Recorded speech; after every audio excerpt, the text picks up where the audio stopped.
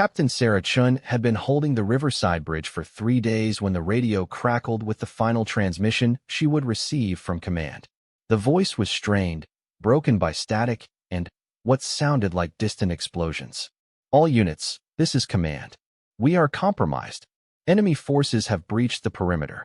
All available personnel are to fall back to secondary positions immediately.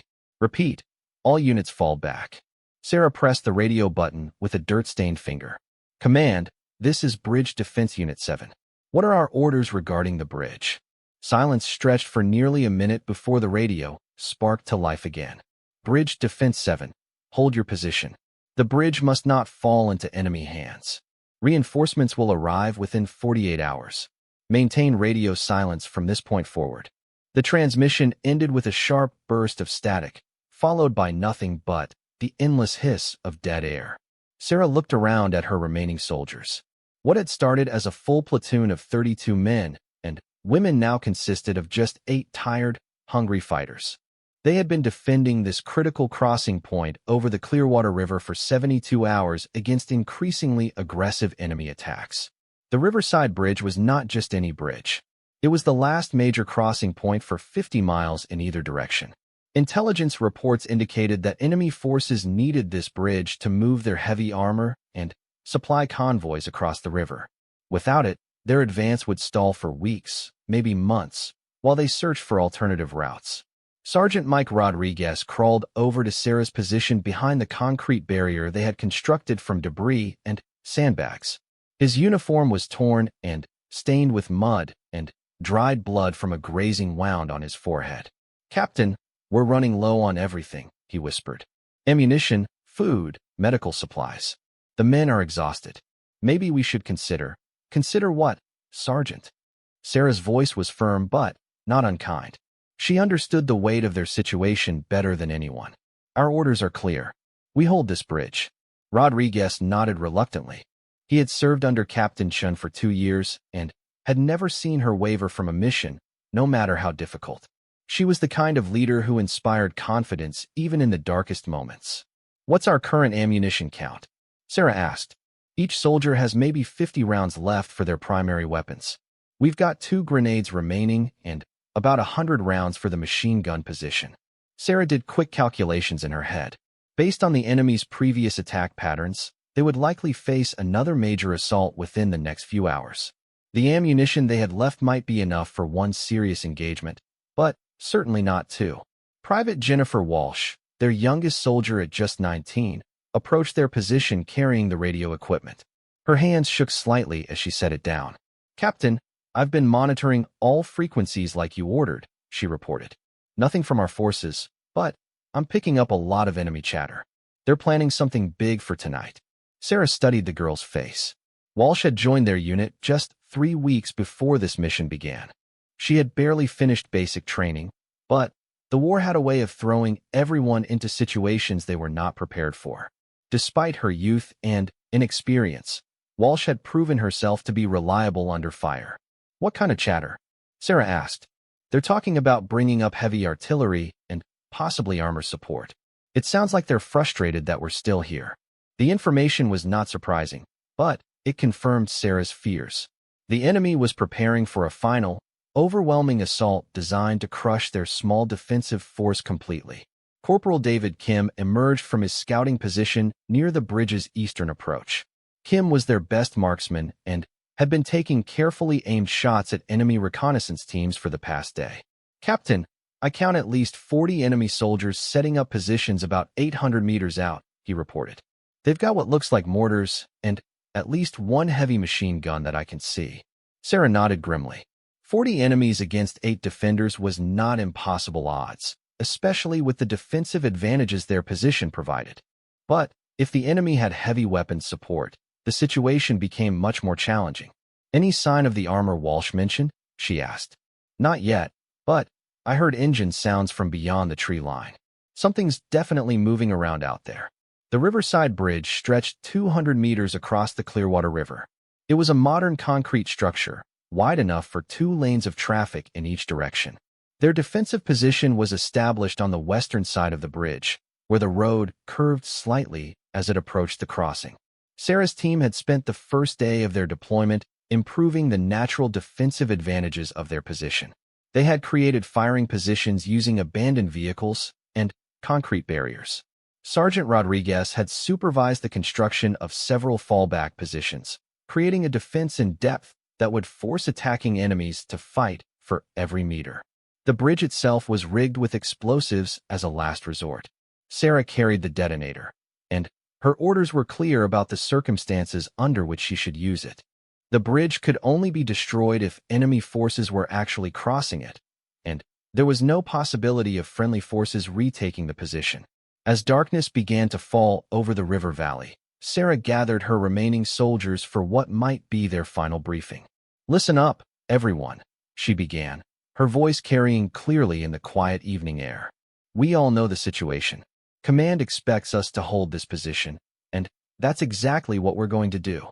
The faces looking back at her showed exhaustion, fear, and determination in equal measure. These were good soldiers who had already proven themselves in combat. They deserved to know the truth about their circumstances. "I won't lie to you. The enemy outnumbers us, and they have better equipment. But we have two things they don't have. We have the defensive advantage of this position, and we have each other." Private Martinez, a quiet soldier who rarely spoke unless directly addressed, raised his hand slightly. "Captain, what if reinforcements don't arrive in 48 hours like command promised?" Sarah met his gaze directly. "Then, we continue to hold the bridge until they do arrive, or until we can't hold it anymore." The honesty of her answer seemed to settle something in the group. They were not fighting for vague strategic objectives anymore. They were fighting for each other and for the mission they had been given. "Here's how we're going to handle the next attack," Sarah continued. "Kim, you'll maintain your overwatch position with the sniper rifle. Pick your targets carefully and make every shot count. Rodriguez, you'll command the machine gun position with Walsh feeding ammunition. Martinez and Thompson will hold the left flank. Jackson and Stevens take the right flank. I'll coordinate and move to wherever we need additional firepower." Each soldier nodded as they received their assignments. They had worked as a team long enough to understand each other's capabilities and limitations. "Remember, we're not trying to kill every enemy soldier out there. We're trying to convince them that taking this bridge costs more than they're willing to pay. Make them think twice about every move they make." The plan was sound given their resources, but Sarah knew that their success would depend largely on luck and the enemy's willingness to take casualties. If the attacking force was determined enough and willing to accept heavy losses, 8 defenders could only hold out for so long. As the soldiers moved to their assigned positions, Sergeant Rodriguez lingered behind. "Captain, can I speak with you privately for a moment?" They walked a short distance away from the others, finding a position behind an overturned truck that provided both cover and privacy. "Mike, if you're going to ask me to reconsider our orders, don't waste your breath," Sarah said. "Actually, that's not what I wanted to talk about." Rodriguez was quiet for a moment, organizing his thoughts. "I wanted you to know that whatever happens tonight, the men and I trust your judgment completely. We're with you." The unexpected support touched Sarah more deeply than she let show. Leadership in combat was a lonely responsibility, and knowing that her soldiers had confidence in her decisions made the weight of command slightly more bearable. "I appreciate that, Mike. More than you know. There's something else," Rodriguez continued. "If things go badly tonight, if it looks like we can't hold the position, what are your intentions regarding the bridge demolition?" Sarah had been wrestling with this question since receiving their final orders from command. The explosive charges were powerful enough to completely destroy the bridge, making it impassable for any vehicles. But using them would also eliminate any possibility of friendly forces advancing across the river in the future. "I'll make that decision when, and if the time comes," she said finally. "Our primary mission is to deny the bridge to enemy forces. How we accomplish that mission depends on the circumstances we face." Rodriguez nodded, understanding that some command decisions could not be made in advance. As they returned to the defensive perimeter, the first sounds of the enemy's final approach reached their ears. Vehicle engines growled in the distance, and the occasional shout of orders carried across the valley. Sarah took her position in the center of their defensive line, where she could observe the entire battlefield and communicate with all her soldiers. The radio equipment sat beside her, still receiving nothing but static from friendly forces. Contact front. Kim's voice called out quietly from his sniper position. Multiple targets moving through the tree line, approximately 600 meters. Sarah raised her binoculars and studied the approaching enemy force. Even in the growing darkness, she could make out the shapes of soldiers advancing in small groups, using cover and concealment as they moved closer to the bridge. "I count at least 30, maybe more," she reported to her team through hand signals.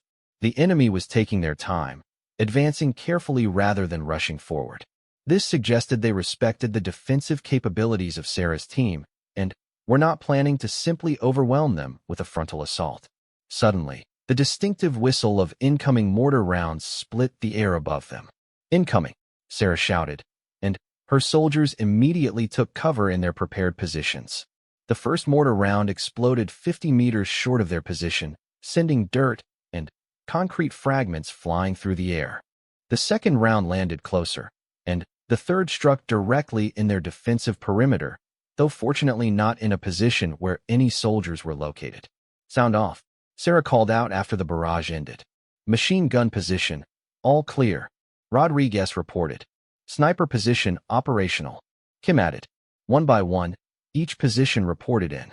Everyone had survived the opening barrage, though several soldiers had minor cuts from flying debris. The mortar attack had been designed to soften their position before the main assault began. Sarah knew that enemy infantry would be advancing during the confusion of the bombardment. "Movement, 300 meters," Kim reported, his voice tense with concentration. Sarah could see them now too. Dark shapes moving quickly from cover to cover, getting closer to their position with each movement. The enemy was executing a well-coordinated attack, using their numerical advantage to approach from multiple directions simultaneously. "Wait for my command," Sarah told her team. "Let them get closer." The hardest part of defensive fighting was patience. Every instinct told her soldiers to open fire as soon as they saw targets. But ammunition was too precious to waste on long-range shots that might miss. At 200 meters, the advancing enemy soldiers were clearly visible in the moonlight reflecting off the river. Sarah could see the distinctive silhouettes of their weapons and equipment. "Machine gun, take the center group. Everyone else, pick your targets carefully. Fire on my command." The tension was almost unbearable as the enemy soldiers continued their approach, unaware that 8 rifles and 1 machine gun were trained on them. At 150 meters, Sarah gave the command her soldiers had been waiting for. "Fire." The night erupted in muzzle flashes and the sharp crack of rifle fire. The machine gun opened up with its distinctive chatter, sending streams of bullets into the largest group of approaching enemies. Kim's sniper rifle spoke with careful precision, each shot aimed at a specific target. The enemy force had not expected such coordinated and accurate defensive fire. Several soldiers fell in the first seconds of the engagement, and the remainder sought whatever cover they could find. But the enemy was experienced and well-trained. Within moments, they were returning fire with automatic weapons, forcing Sarah's defenders to keep their heads down. "Grenades incoming," Martinez shouted from the left flank. 2 enemy grenades exploded within their perimeter, one close enough to shower Private Walsh with concrete dust and small debris. She shook her head to clear her vision and continued feeding ammunition to the machine gun. The firefight continued for nearly 20 minutes, with both sides exchanging bursts of automatic fire whenever they saw targets. Sarah's team was holding their position successfully, but their ammunition was running dangerously low. "Magazine check," she called out during a brief lull in the firing. The reports were not encouraging. Most soldiers were down to their last full magazine, and the machine gun had perhaps 50 rounds remaining. Then, Kim's voice cut through the battle noise with urgency. "Armor approaching from the east. Looks like an armored personnel carrier." Sarah raised her binoculars and confirmed Kim's sighting. A wheeled armored vehicle was moving slowly along the road toward their position. Her team had no anti-armor weapons capable of stopping such a vehicle. "Everyone maintain your positions," she commanded. "We stick to the plan." But even as she spoke, Sarah knew their situation had just become much more desperate. The armored vehicle would be able to approach close enough to disgorge additional infantry directly into their defensive perimeter. The battle for Riverside Bridge was entering its most critical phase, and Captain Sarah Chun was beginning to understand that the next few hours might be their last. The armored personnel carrier rolled closer with mechanical determination, its engine growling like an angry beast. Sarah watched through her binoculars as enemy infantry took cover behind the vehicle, using it as mobile protection while they advanced toward the bridge. "Kim, can you get a shot at the driver?" Sarah called out to her sniper. "Negative, Captain. The vision blocks are too small, and the angle is wrong from my position." Sarah's mind raced through their options. The enemy had effectively neutralized their defensive advantage by bringing up the armored vehicle. Within minutes, enemy soldiers would be close enough to storm their position directly. "Rodriguez, how much ammunition do we have left for the machine gun?" "Maybe 30 rounds, Captain. 40 at most." The situation was becoming impossible to sustain. Sarah looked at the detonator for the bridge explosives, still clipped to her belt. The enemy was not yet on the bridge itself, but they were close enough that using the explosives might be their only option for completing their mission. Suddenly, Private Walsh spoke up from her position beside the machine gun. "Captain, I'm getting something on the radio. It's faint, but there's definitely a signal." Sarah crawled quickly to Walsh's position, taking the radio headset and adjusting the frequency controls. Through heavy static, she could barely make out a voice. "Phoenix Base to any friendlies in Sector 7. Respond if you can hear this transmission." Sarah's heart jumped. Phoenix Base was the designation for their division headquarters, located nearly 60 kilometers to the southwest. She grabbed the radio microphone. "Phoenix Base, this is Bridge Defense Unit 7, Captain Chin commanding. We are still holding Riverside Bridge, but are under heavy attack. Request immediate assistance." The static seemed to clear slightly as the unknown operator responded. "Bridge Defense 7, this is Phoenix Base Operations. We show your unit as missing in action. What is your current status?" "We have 8 soldiers remaining and are critically low on ammunition. Enemy forces with armor support are attempting to take the bridge. We need immediate reinforcement or extraction." There was a long pause before Phoenix Base responded, and when they did, the news was not what Sarah had hoped to hear. "Bridge Defense 7, be advised that all units in your sector have been withdrawn. Enemy forces control the entire area around your position. We have no forces available for immediate relief." The words hit Sarah like a physical blow. Her team was not just outnumbered and outgunned. They were completely cut off behind enemy lines with no possibility of rescue. "Phoenix Base, what are our orders?" "Continue to hold your position if possible. Deny the bridge to enemy forces by any means necessary. We are attempting to organize a relief operation, but it may be several days before we can reach you." "Several days." Sarah looked around at her exhausted, ammunition-starved soldiers. They might be able to hold out for several more hours if they were lucky. Several days was impossible. "Understood, Phoenix Base. Bridge Defense 7 out." As Sarah set down the radio, the armored vehicle stopped just 200 meters from their position. She could see enemy soldiers dismounting from the rear of the vehicle, adding at least 8 more fighters to the force attacking them. "Captain," Sergeant Rodriguez said quietly, "maybe it's time to consider using the explosives." Sarah studied the tactical situation. The enemy was not yet on the bridge, but they were close enough that destroying it would certainly accomplish their mission of denying it to enemy forces. However, it would also mean abandoning any hope of holding the position for potential friendly reinforcement. Before she could make a decision, Kim's voice rang out with alarm. "Multiple vehicles approaching from the north. Looks like at least 3 more armored carriers." Sarah raised her binoculars and confirmed the sighting. A convoy of enemy vehicles was moving along the northern approach road. If those vehicles reached the bridge with their full load of infantry, her small team would be overwhelmed within minutes. "Everyone fall back to secondary positions," she ordered. "Implement Defense Plan Charlie." Defense Plan Charlie was their final fallback option. It involved abandoning their current positions and taking cover in prepared fighting holes closer to the bridge itself. The plan would give them a few more minutes of fighting capability, but it was essentially a last-stand position. As her soldiers moved quickly to their new positions, Sarah made a decision that felt like the hardest of her military career. She unclipped the detonator from her belt and studied the simple device that could end their mission in a matter of seconds. The bridge explosives had been set by combat engineers 3 days earlier. The charges were placed at precise locations to ensure complete destruction of the structure.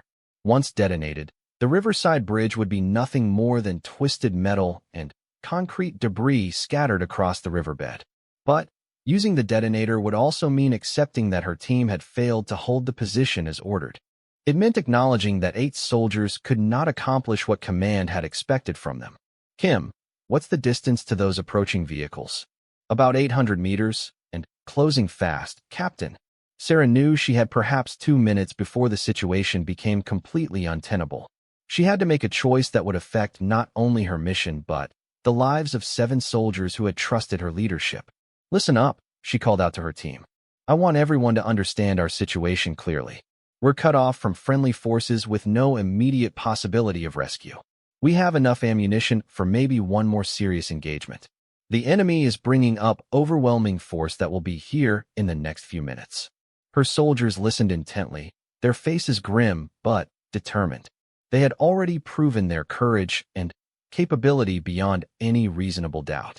I'm going to give everyone a choice, Sarah continued. We can detonate the bridge charges right now, complete our mission, and then attempt to escape and evade back to friendly lines.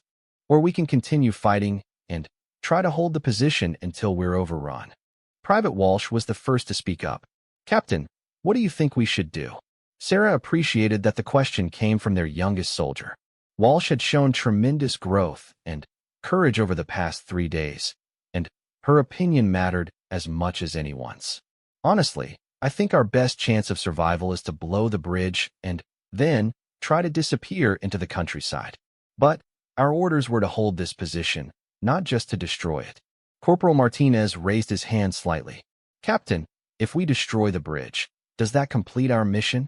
Yes, it does. Our primary objective was to deny the bridge to enemy forces. Destruction certainly accomplishes that goal. The sound of approaching vehicles was getting louder, and Sarah knew they were running out of time for discussion. We need to decide now. All in favor of destroying the bridge and attempting escape, raise your hands. 6 hands went up immediately. Only Sergeant Rodriguez hesitated, looking conflicted about the decision. Mike, what's your thinking? Sarah asked. I keep thinking about those reinforcements that Phoenix Base mentioned. What if they actually do organize a relief operation? What if friendly forces could use this bridge to advance into enemy territory? Rodriguez's point was valid, but Sarah could see the practical reality of their situation more clearly than theoretical future possibilities. Mike, look around. In about 60 seconds, we're going to have 40 or 50 enemy soldiers swarming this position. We've got maybe enough ammunition for 30 seconds of fighting. Even if reinforcements are coming, we won't be alive to see them if we stay here.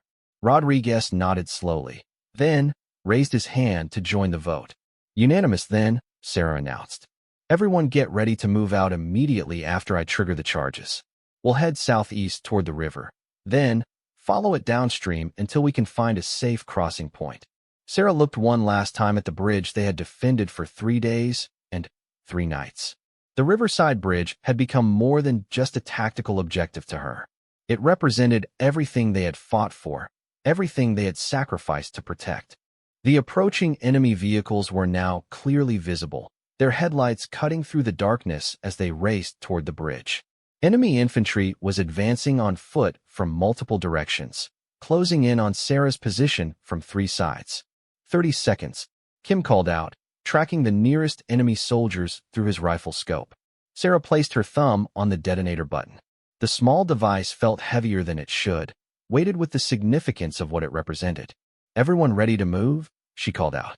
7 voices responded affirmatively.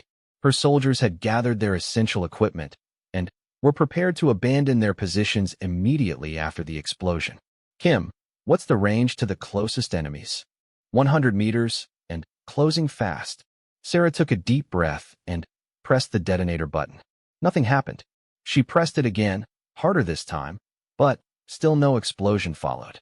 Rodriguez, check the wire connections, she shouted. Rodriguez scrambled to examine the detonation cables that led from their position to the bridge charges.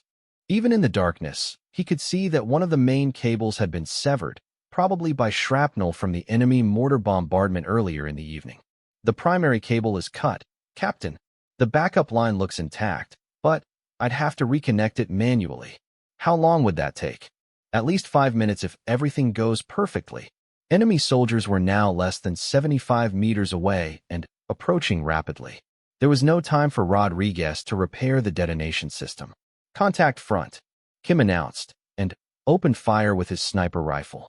The final battle for Riverside Bridge had begun, and Sarah's team no longer had the option of destroying their objective.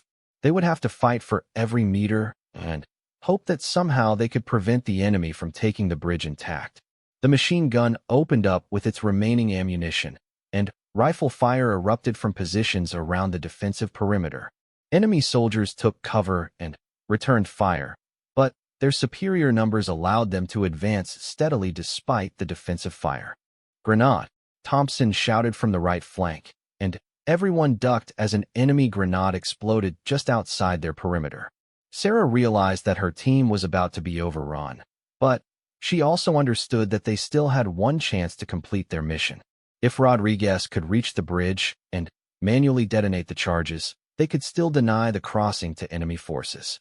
Mike, she called out to her sergeant, can you get to the bridge and trigger those charges manually? Rodriguez looked at the distance he would have to cover under fire. It was nearly 75 meters of open ground with enemy soldiers advancing from multiple directions. I can try, Captain. Go now, while we still have ammunition to cover you. Rodriguez sprinted from his position, running toward the bridge as fast as his legs could carry him. Sarah and the remaining soldiers concentrated their fire on any enemy troops who tried to target him. Kim's sniper rifle cracked repeatedly as he engaged enemy soldiers one by one. The machine gun swept back and forth, forcing advancing enemies to seek cover. Every rifle in Sarah's team was firing as rapidly as possible to create a protective wall of bullets around Rodriguez. Halfway to the bridge, Rodriguez stumbled and fell. Sarah's heart stopped for a moment until she saw him get back up and continue running. He had tripped over debris, not been shot. Enemy fire intensified as they realized what Rodriguez was attempting to do. Bullets struck the concrete around him, and one round passed close enough to tear a hole in his uniform sleeve. Almost there, Kim called out, tracking Rodriguez's progress through his rifle scope. Rodriguez reached the bridge structure and dove behind one of the concrete support pillars. Sarah could see him working frantically to connect the backup detonation system, but she could also see enemy soldiers advancing toward his position. We need to buy him more time, she announced to her team. But even as she spoke, Sarah could see that her soldiers were running out of ammunition. The machine gun fell silent as Walsh loaded their last belt of ammunition. Individual rifles were switching to their final magazines. 2 enemy soldiers had flanked around the defensive position and were approaching Rodriguez's location from the bridge deck itself. Kim was trying to engage them, but the angle was difficult from his position. Sarah made a decision that surprised even herself. She grabbed her rifle and sprinted from cover, running toward the bridge to help Rodriguez complete their mission. Captain, no, Rodriguez called out, seeing her approach under heavy fire. But Sarah was already committed to her course of action. She engaged the 2 enemy soldiers on the bridge with rapid, accurate rifle fire, forcing them to take cover behind the bridge railings. How much longer? She shouted to Rodriguez. 30 seconds, maybe less. Enemy soldiers were closing in from multiple directions now. Sarah could see at least 6 fighters moving toward their position on the bridge, while more were advancing on her remaining soldiers at the original defensive perimeter. The machine gun fell silent as Walsh expended their last ammunition. Individual rifle fire became sporadic as soldiers conserved their final rounds. Got it, Rodriguez announced. Charges are armed and ready. Sarah looked back toward her soldiers, then at the approaching enemy forces. In a few seconds, Rodriguez would trigger the explosives and the bridge would be destroyed. But she realized with crystal clarity that they would not be able to escape the explosion from their current position. She looked at Rodriguez and saw the same understanding in his eyes. Do it, she told him quietly. Rodriguez nodded and reached for the manual detonator switch.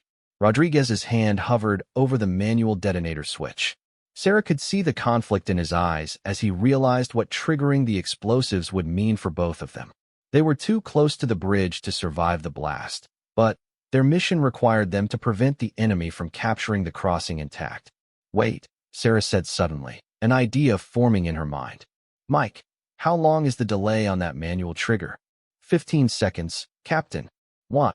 15 seconds might be enough time to reach minimum safe distance if they moved immediately after triggering the detonator. It was not a guarantee of survival, but it was a possibility. On my mark, you trigger the charges, and we both run toward the riverbank. We jump into the water and let the current carry us downstream. Rodriguez nodded, understanding the plan immediately. It was desperate and dangerous, but it was their only chance of completing the mission and surviving. Enemy soldiers were now just 30 meters away and closing rapidly. Sarah could hear their voices as they called out orders to each other, coordinating their final assault. Mark, Sarah shouted. Rodriguez flipped the detonator switch, and both soldiers immediately sprinted toward the edge of the bridge. Behind them, they could hear enemy soldiers shouting in alarm as they realized what was about to happen. Sarah counted the seconds in her head as they ran. 5 seconds. 10 seconds.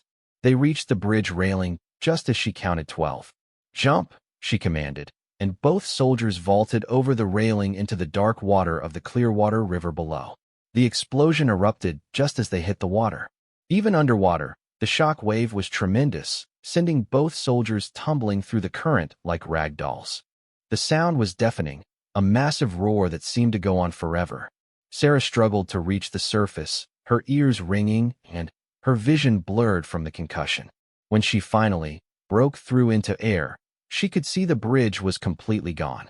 Where the Riverside Bridge had stood for decades, there was now only empty space filled with smoke and falling debris. Rodriguez surfaced a few meters away from her, coughing up river water, but alive. They both allowed the current to carry them downstream, away from the site of the explosion and the enemy soldiers who were undoubtedly searching for survivors. After floating for nearly 10 minutes, they reached a section of the river where overhanging trees provided concealment from anyone watching from the banks. Sarah swam toward shore, with Rodriguez following close behind. They crawled up onto the muddy riverbank, exhausted and soaked, but alive. Sarah looked back toward where the bridge had been, now marked only by a column of smoke rising into the night sky. The mission is complete, she said quietly. The bridge is down. But, even as she spoke, Sarah felt an overwhelming sense of loss. They had accomplished their objective, but at what cost? 6 soldiers remained at the defensive position when she and Rodriguez ran for the bridge. She had no way of knowing whether any of them had survived the enemy assault. Captain, we need to move, Rodriguez said, checking his equipment to see what had survived their escape. Enemy forces will be searching this area soon. Sarah nodded, forcing herself to focus on immediate survival rather than the fate of her soldiers. She still carried her sidearm and one spare magazine. Rodriguez had his rifle, but no ammunition. Their radio equipment had been lost in the river. We head southeast, parallel to the river, but staying in the tree line, Sarah decided. Phoenix Base said they might organize a relief operation. If we can stay alive long enough, maybe we can link up with friendly forces. They began moving through the dense woods that bordered the river. The terrain was difficult, with thick undergrowth and fallen logs that forced them to move slowly and carefully. Every sound made them freeze, listening for signs of enemy patrols. After walking for nearly an hour, they heard voices in the distance behind them. Enemy soldiers were indeed searching the riverbank, looking for survivors from the bridge explosion. Sarah and Rodriguez increased their pace, putting as much distance as possible between themselves and their pursuers.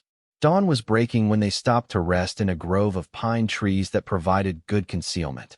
Sarah estimated they had traveled perhaps 3 kilometers from the bridge site.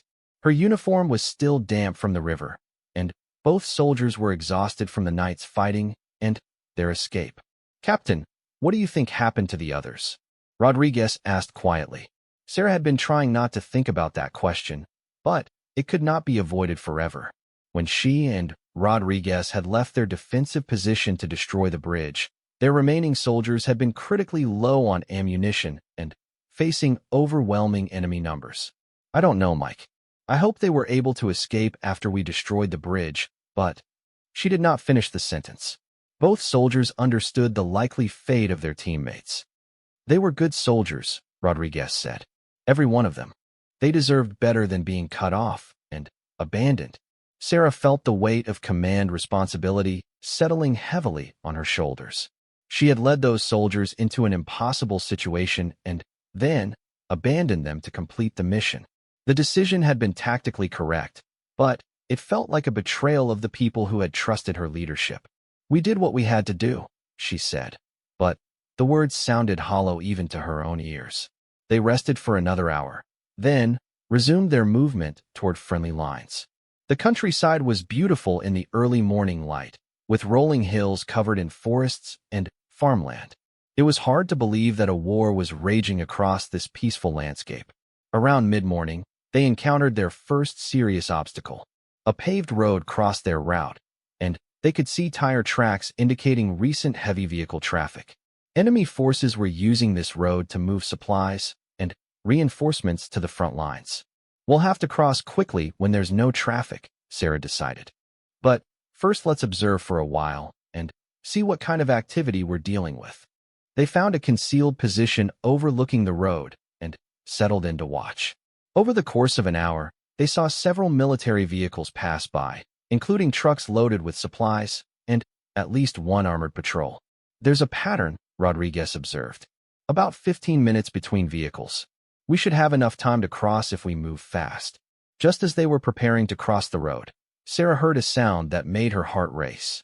Aircraft engines approaching from the west.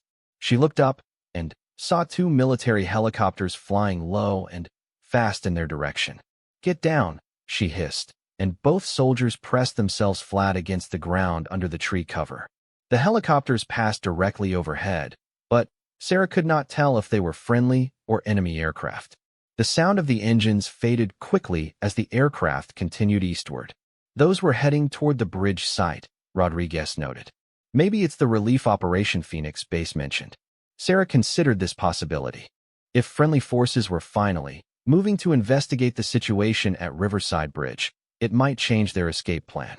Instead of trying to reach friendly lines on their own, they might be able to signal for pickup by the relief force. "We need to get back there," she decided. "If those helicopters are ours, they might be able to extract us." Rodriguez looked uncertain about the idea of returning to the area where enemy forces would be concentrated. "Captain, that area is going to be crawling with enemy troops. And if those aircraft are theirs instead of ours? I know it's risky, Mike, but we can't walk 60 kilometers through enemy territory with no food, no equipment, and no communication. Our best chance is to link up with whatever relief operation might be happening." They changed direction, moving back toward the river and the site where Riverside Bridge had once stood.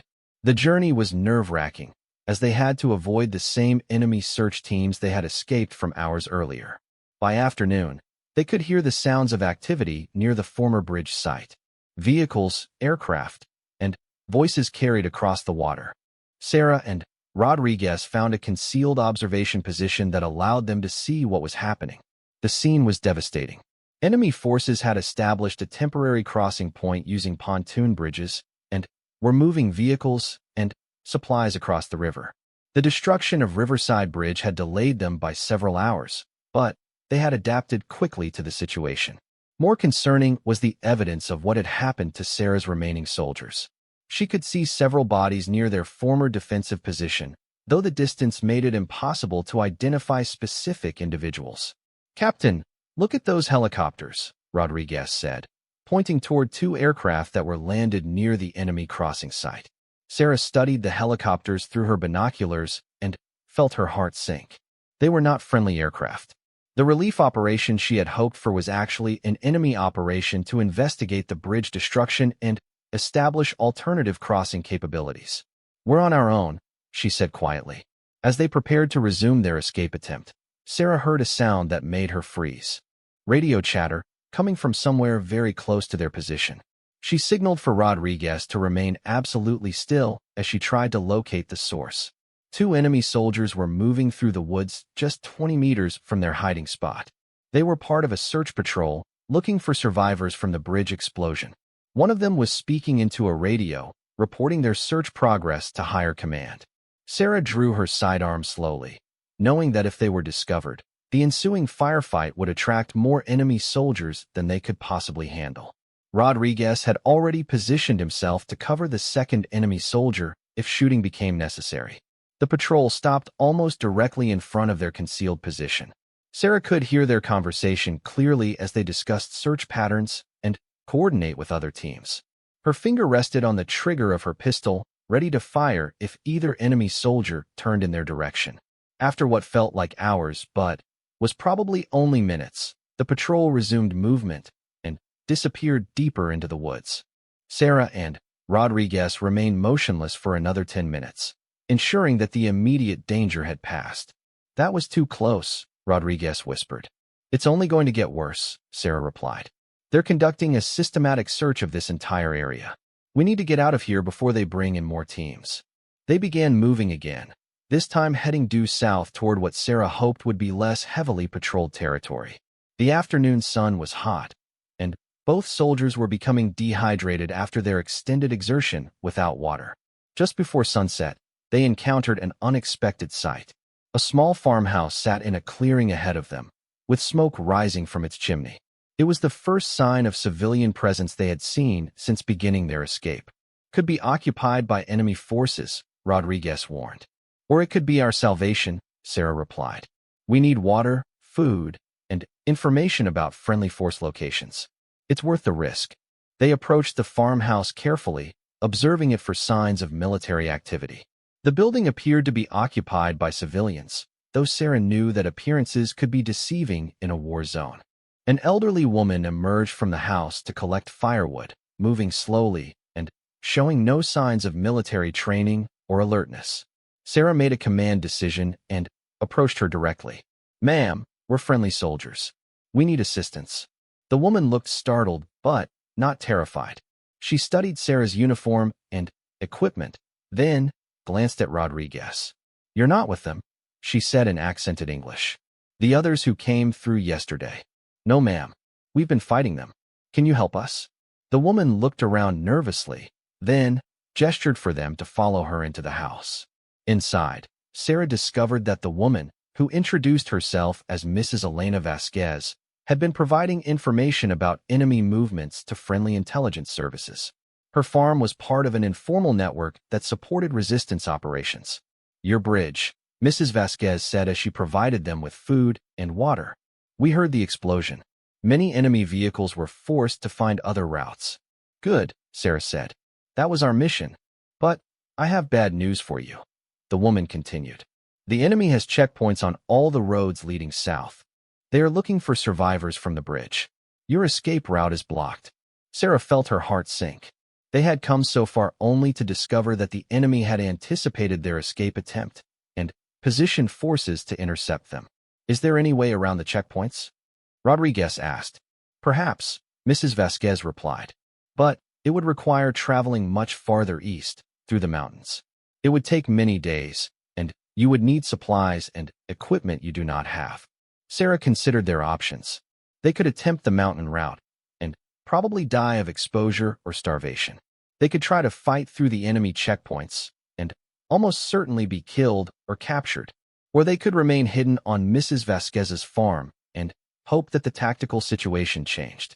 "Mrs. Vasquez, is there any way to contact friendly forces from here?" The woman nodded toward an old radio in the corner of the room. "Sometimes I can reach the resistance network. They might be able to pass messages to your military." Sarah felt a spark of hope for the first time since the bridge explosion. If they could establish communication with friendly forces, they might be able to arrange extraction or coordinate with relief operations. "Can you try to contact them now?" Mrs. Vasquez began working with the radio, adjusting frequencies and attempting to establish contact. After several minutes, she managed to reach someone in the resistance network. The conversation was brief and conducted in a language Sarah did not understand, but she could tell from Mrs. Vasquez's expression that the news was significant. "What did they tell you?" Sarah asked. "Your military is planning a major operation to retake this area," Mrs. Vasquez reported. "But Not for at least a week, maybe longer. The enemy is bringing in reinforcements faster than expected. A week was far longer than Sarah and Rodriguez could remain hidden without being discovered. Enemy search operations would certainly locate them within a few days at most. Did you tell them about us? Rodriguez asked. Yes, they will pass the information to your commanders. But they said extraction is not possible right now. Too many enemy forces in the area. Sarah slumped in her chair, feeling the weight of their situation. They had completed their mission by destroying the bridge, but their survival was looking increasingly unlikely. As night fell, Mrs. Vasquez provided them with a place to sleep in her barn. Sarah lay awake on the hay, staring at the ceiling and thinking about her soldiers. Kim, Walsh, Martinez, Thompson, Jackson, Stevens. Each face was clear in her memory, each name representing someone who had trusted her leadership and followed her orders without question. She had been ordered to defend the bridge, and she had done exactly that. But the cost of success felt overwhelmingly heavy as she realized she might be the only survivor of Bridge Defense Unit 7. Tomorrow would bring new challenges and new dangers.